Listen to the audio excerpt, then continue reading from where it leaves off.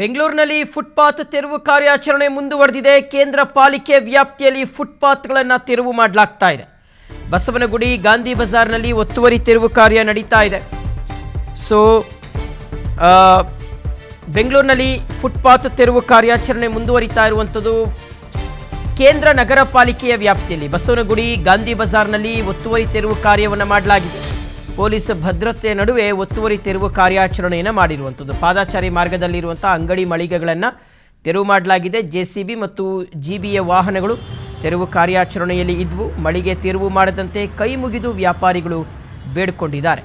ಆದಾಗ್ಯೂ ಸಹ ಅಲ್ಲಿ ತೆರವು ಮಾಡುವಂಥದ್ದು ಕಾರ್ಯವನ್ನು ಜಿಬಿಯ ಅಧಿಕಾರಿಗಳು ಮಾಡಿದ್ದಾರೆ.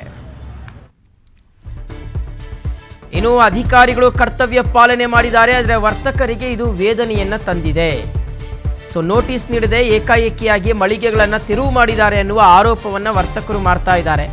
ಪಾಲಿಕೆ ಅನುಮತಿ ಪಡೆದು ವ್ಯಾಪಾರವನ್ನು ಮಾಡ್ತಾ ಇದ್ದೀವಿ, ಏಕಾಏಕಿಯಾಗಿ ತೆರವು ಮಾಡಿದರೆ ನಮ್ಮ ಬದುಕು ಬೀದಿಗೆ ಬರುತ್ತೆ.